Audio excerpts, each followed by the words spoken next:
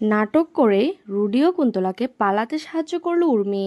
হ্যাঁ বন্ধুরা, আমরা এমনটি দেখতে পাবো অনুরাগের ছোঁয়া ধারাবাহিকের আগামী পর্বগুলোতে। বাড়ির সকলের সামনে যখন রুডি ও কুন্তলা ধরা পড়ে যায় খুব বাজেভাবে, তখনই উর্মি ভাবতে থাকে যে এবার তো আমার পালা। রুডি ও কুন্তলার মুখোশটা এবার দিদি খুলে দিয়েছে, এবার যদি আমার মুখোশ খুলে দেয় তখন আমি কি করব? যেভাবেই হোক তার আগে আমাকে নিজেকে বাঁচাতে হবে।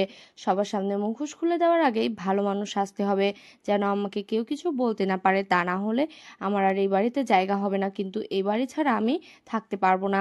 তাই যখনই দীপা রুডি ও কুন্তলার সমস্ত সত্যি একে একে সবার সামনে নিয়ে আসে, তখনই উর্মি আশেপাশে খুঁজতে থাকে কোনো ধারালো কিছু আছে কিনা।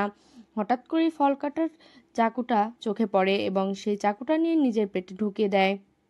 সবাই তখন উর্মিকে নিয়ে ব্যস্ত হয়ে পড়ে, আর এই সুযোগেই রুডিকে পড়ে থাকতে দেখে কুন্তলা সেখান থেকে রুডিকে তুলে পালাতে চায়। রুডি অনেক আহত থাকায় রুডিকে কুন্তলা ধরে পালিয়ে যায়।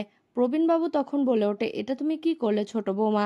দীপা যখন বলে তুই আমার ছোট বোন, তুই শত হলেও আমার ছোট বোন, তোকে আমি কখনোই শাস্তি দিতে পারতাম না।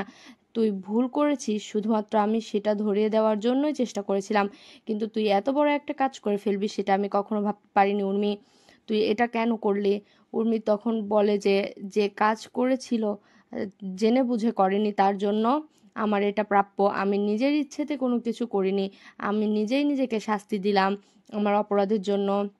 আমি কারো কোনো ক্ষতি করতে চাইনি, বিশ্বাস কর দিদি। আমি শুধুমাত্র ওই কুন্তলার চক্রান্ত শিকার। কুন্তলার চক্রান্ত পড়েই আমি এসব কাজ করেছি। আমি তখন বুঝতে পারিনি আমি ঠিক করছি নাকি ভুল করছি। কুন্তলা আমাকে যা যা বলেছে আমি তাই তাই করেছি, তবে আমি এখন বুঝতে পারছি আমি যা যা করেছি সবই ভুল করেছি। দীপা তখন বলে, আমি জানতাম তুই নিজের ইচ্ছায় কখনোই এবারে কারো ক্ষতি চাইবি না।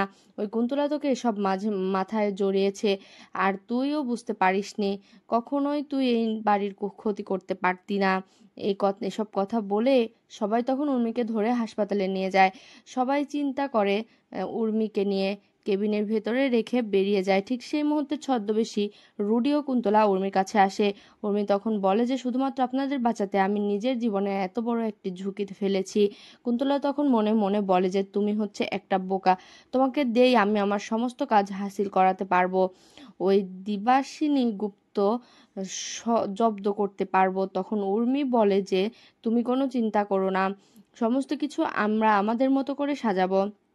তুমি ওই বাড়িটাতে ফিরবে, কিছু পেতে হলে তো কিছু দিতে হয়, এটা না হয় তুমি তাই ভেবে নিলে। তো বন্ধুরা, তোমাদের কি মনে হয় উর্মি যে নাটক করছে ইচ্ছে করে, যে রুডি ও কুন্তলাকে পালাতে সাহায্য করছে, এটাকে কখনো জানতে পারবে দীপা?